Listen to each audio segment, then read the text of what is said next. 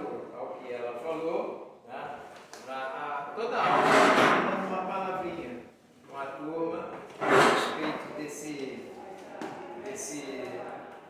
dessa nova maneira de estarmos divulgando as nossas aulas, né? E a Escola Bíblica. Então, durante as aulas, cada aula ela vai dar uma explicação, até todos nós nos familiarizarmos, né?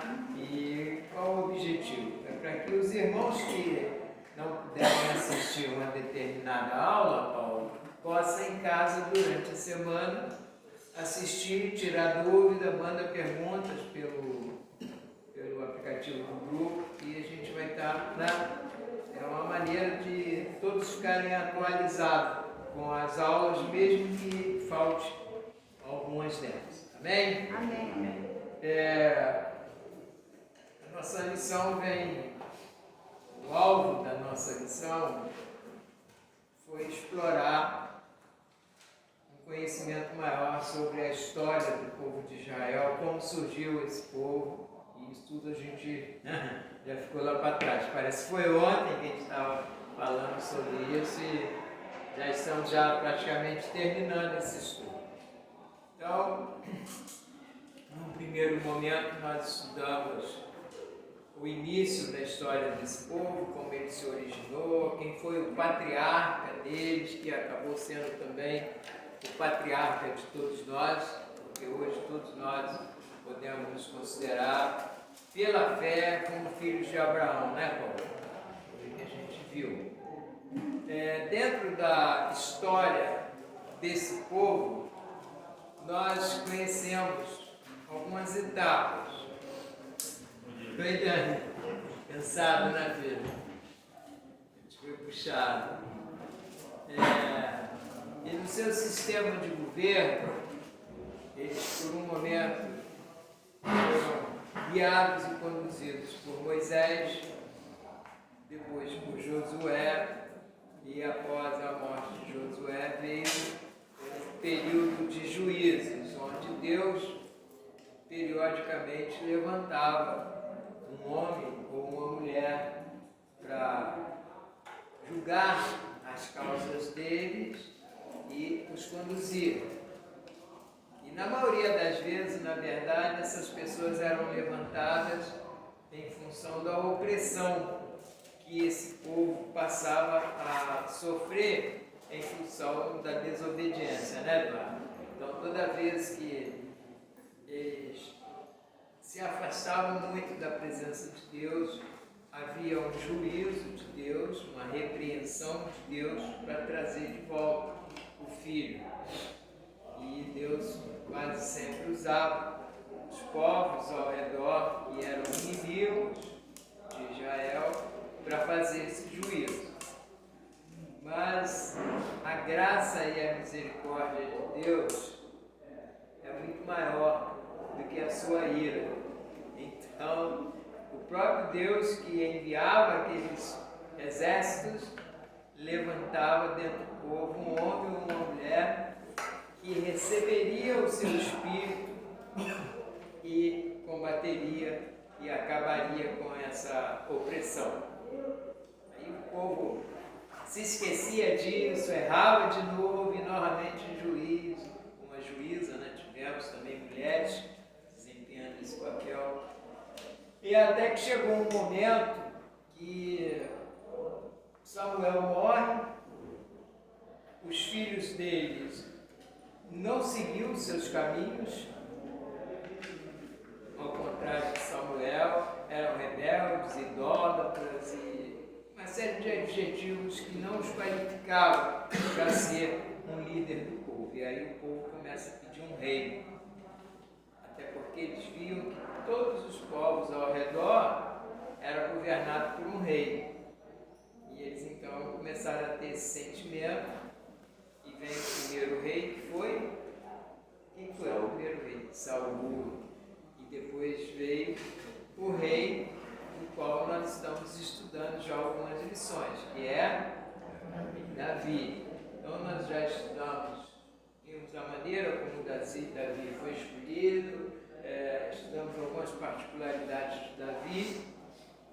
E hoje uma dessas particularidades era um grupo, dentre todo o grupo que o seguia, que formava o seu exército, um grupo relativamente pequeno, mas que foi conhecido como os valentes de Davi. E a lição que nós vamos estar estudando é a lição de número 8. Todo mundo já está com a revista aí aberta, né? Então vamos abrir a nossa Bíblia. Já está aberta também. Abra no capítulo 23. Capítulo 23. Já abri a minha também. E vai estar aí assim, no verso 8, 23, 8. Qual o título que está aí na Bíblia de vocês? As últimas palavras de Davi.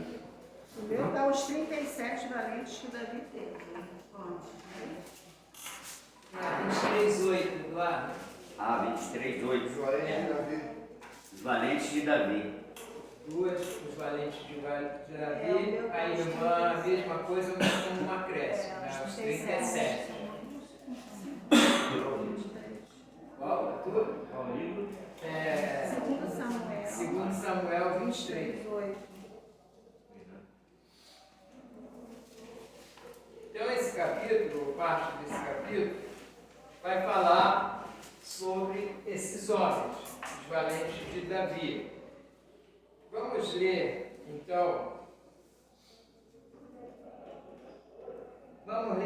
todo esse capítulo e nós vamos ter já um resumo da revista.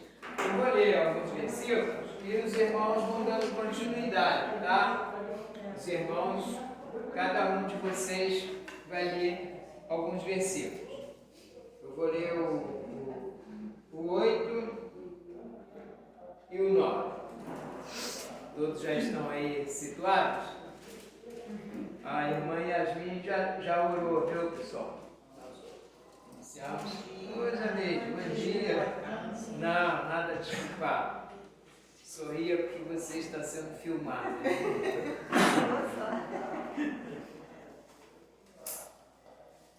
Nossa lição é a número 8, hoje. E a base dela está lá no 2 Samuel, capítulo 23, 8. Vou ler ali, né? 2 Samuel. 23.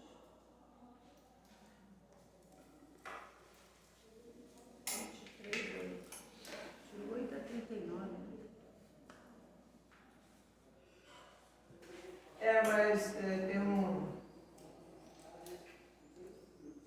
Não vai até 39, não entendi bem isso aí, não. A minha tá aqui. Ah, sim, até 30. 39. Tá certo, até 39.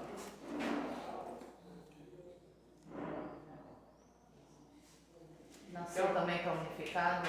Ah, É porque aqui, na que a gente está usando, está do 24 ao 39, porque tem vários filhos de não sei quem, filho de não sei quem. Então tem ele toda ficou, a né? narrativa dos filhos. Entendi. Nós vamos ler então do 8 ao 39, toda essa história. Aí a gente vai ter um entendimento bem melhor dos tópicos, né, da revista.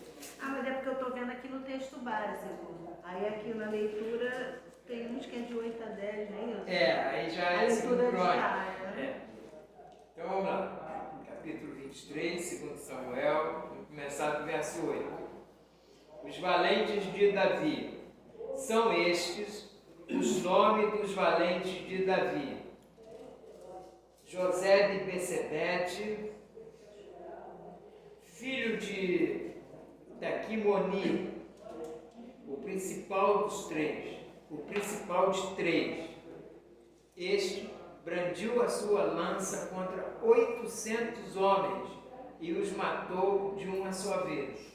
Depois dele, Eleazar, filho de Dodô, filho de Auí, entre os três valentes que estavam com Davi, quando desafiaram os filisteus ali reunidos para a batalha, quando os filhos de Israel já se haviam retirado. Verso 10, pode continuar. Ele se levantou e atacou os filisteus até lhe cansar a mão e ficar grudada na espada. Naquele dia, o Senhor efetuou grande livramento e o povo voltou para onde Eliezer estava, somente para pegar os despojos. Depois dele vinha Sama, filho de Agé, o Ararita. Quando os filisteus se ajuntaram em Lei, onde havia uma plantação de lentilhas, e o povo fugiu dos filisteus, Sama pôs-se no meio daquele terreno e o defendeu e matou os filisteus. E o Senhor efetuou grande livramento.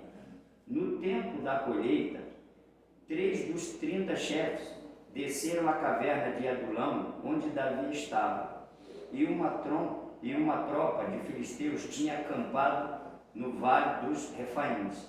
Nessa época, Davi estava na fortaleza e a guarnição dos filisteus estava em Belém.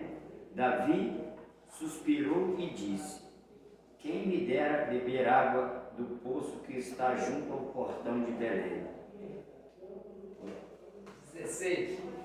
Então aqueles 3 valentes romperam pelo arraial dos filisteus, tiraram água da cisterna que está junto à porta de Belém e a trouxeram a Davi. Mas ele não quis bebê-la. Em vez disso, derramou perante o Senhor. Disse: longe de mim o Senhor que eu tal faça. Beberia eu o sangue dos homens que foram com risco da sua vida, de maneira que não a quis beber. Isso fizeram aqueles 3 valentes. Abisai, irmão de Joabe, filho de Zeruia, era a cabeça de 3. Este alcançou a sua lança contra 300 e os matou, e assim levou nome entre os 3. Não era este o maior nome dentre os 3? Ele se tornou chefe deles, embora não fosse contado entre eles. Benaía, filho de Joiada, filho de um homem de Cabizel, valente de grandes feitos, matou 2 filhos de Ariel, de Moabe. Depois desceu e matou um leão numa cova, no tempo da neve. Matou também um egípcio, homem de grande estatura. Embora o egípcio tivesse uma lança na mão, Benaia o atacou com um cajado. Arrancou-lhe da mão a lança e com ele o matou. 22. Essas coisas fez Benaí, filho de Joadá, pelo que teve nome entre os primeiros 3 valentes. Era mais nobre do que os 30, porém aos 3 primeiros não chegou a Davi. Ao após sobre a sua guarda. Entre os 30 figuravam assim, irmão de Jobé, Elanã, filho de Dodô, de Belém, Samar, Arodita, Elícas, Oroditas, Ereces, Pautita, Irã, filho de Inoque, depois Abiezer, Anatotita, Mebunaí, Uzatita. Continua? Deixa outros irmãos continuarem. Eu não vou sobrar nem exemplo. 8, né? 28. Olha, só um segundo. Vários nomes aí, realmente é muito difícil de pronunciar. Vários nomes hebraicos, aí o Paulo depois nos explica melhor a pronúncia. Vamos lá, 28. Continua? Não, deixa o outro irmão ler.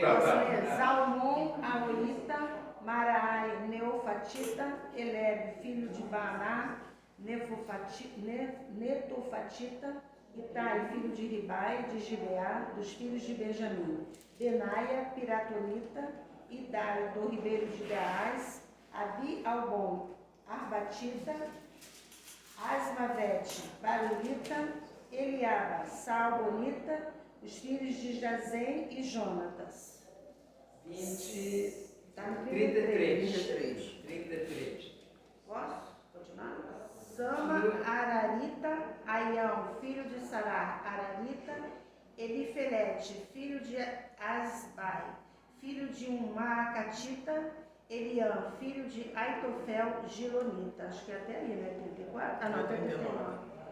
Ezrai, Carmelita, Paraí, Arbita, Igal, filho de Natã, de Zobá, Bani, Gadita, Zeleque, Amonita, Naarai, Berotita, o que trazia as armas de Joabe, filho de Zeruia, Ira, Getrita, Garebe, Getrita, Urias, Eteu, 37 por todos. Dentre um exército muito grande, essas 37 pessoas, esses 37 homens, eles são, assim, um destaque no meio de todo aquele exército. E penso que os irmãos observaram na leitura que 3 nomes se sobressaem a esses 37. Embora todos esses 34 tenham realizado feitos assim, quase que inacreditáveis, esses 3 nomes ainda realizaram muito mais, ainda eram mais valentes que os valentes. 2 coisinhas a gente vai observar aí. Uma delas é a origem desses homens. De onde vieram esses homens? Como Davi formou esse exército? Nós temos hoje alguns grupos que são conhecidos mundialmente. É a SWAT, aqui nós temos Bob e temos outros. Mas a principal característica desses grupos são os treinamentos, né? A gente viu aí, acho que todo mundo assistiu Tropa de Elite, vimos um pouco de como é feito os treinamentos do BOP e realmente, normalmente os símbolos deles são figuras aterrorizantes, né? Caveira, faca cravada na caveira, SWAT também tem seus símbolos, Israel tem uma tropa de elite, enfim. Quase que no mundo inteiro existe um grupo que poderia ser também chamado os valentes daquele exército. Mas o interessante é que esses valentes de Davi, como eles foram arregimentados? Vamos ler lá em Samuel. Eu anotei em algum lugar. E a minha cola aqui me deixou na mão, porque eu não anotei. Mas me parece que é em 1 Samuel.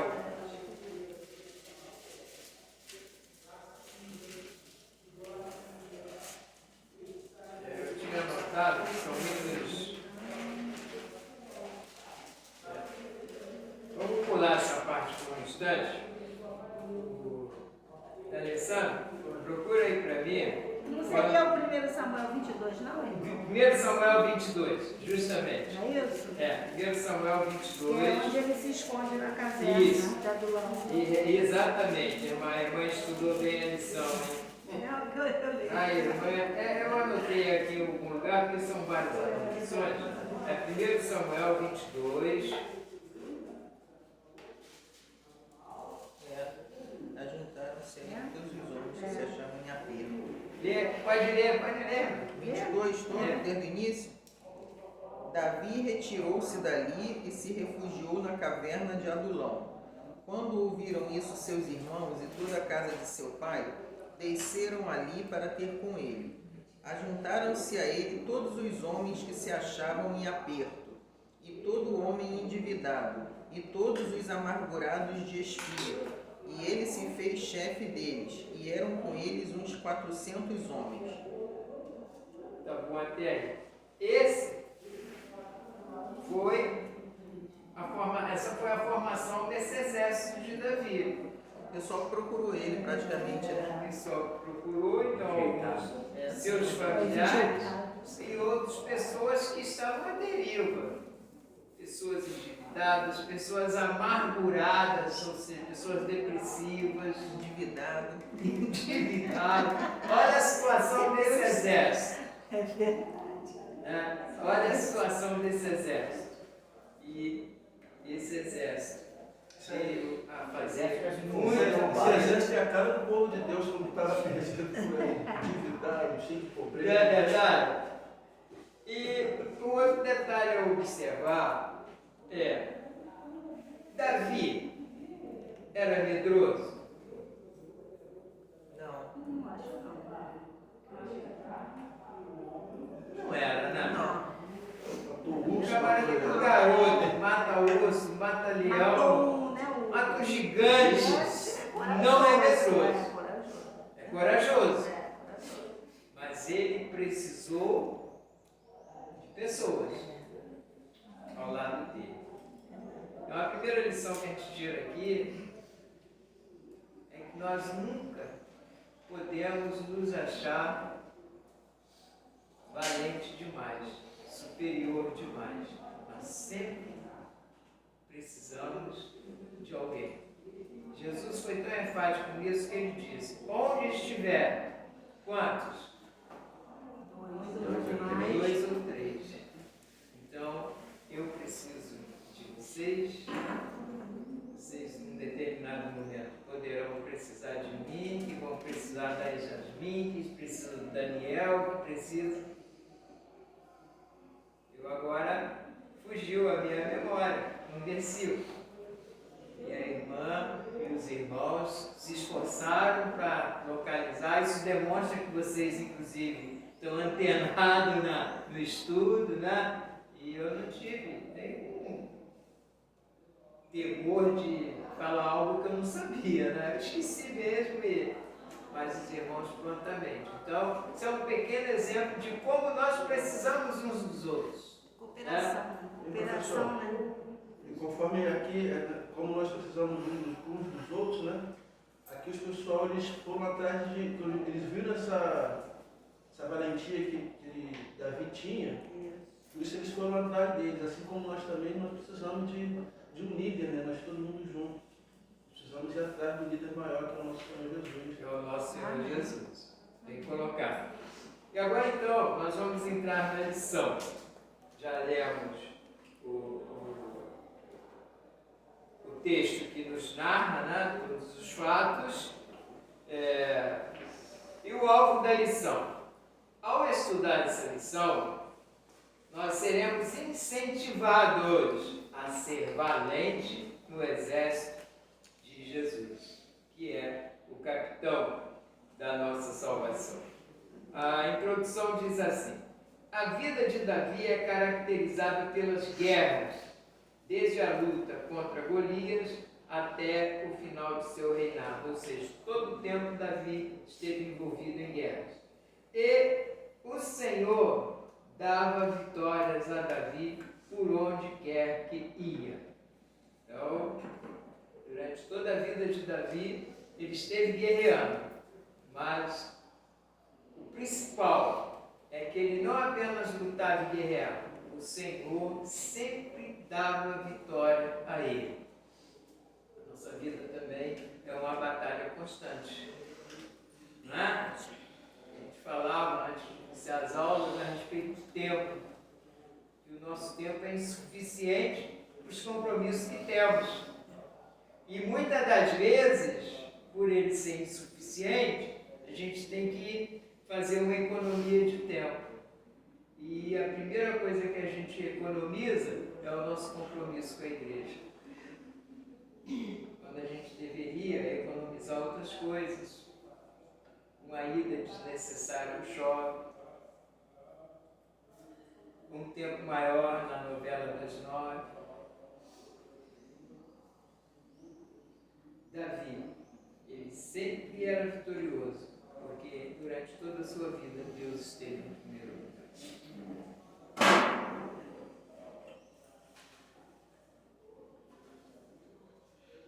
e o Senhor dava vitórias por onde quer que ia. Os homens que foram por eles treinados e liderados merecem também a nossa atenção. Vale considerar como chegaram a fazer parte dos 3 e dos 30, os que pela coragem e destreza se destacaram num exército tão famoso. Convém avaliar também como tal fato se aplica à nossa realidade. O que podemos aprender com eles na sua formação, atuação e vitórias? O irmão muito bem colocou, né? A maneira que nós chegamos nesse exército, nesse quartel que é a igreja. Mais ou menos situações parecidas, né? Desfigurados, deprimidos, endividados com a sociedade. E hoje nós somos heróis de Cristo. Pensam, não? Quem eram os valentes? Os valentes de Davi formavam um grupo de elite. Havia o grupo mais honrado, os 3, e um segundo grupo, os 30.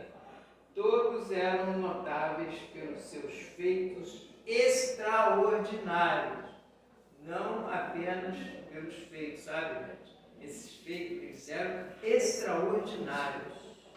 Tão extraordinário que a gente, às vezes, começa a estudar esse assunto, a gente fica até, caramba, foi mesmo?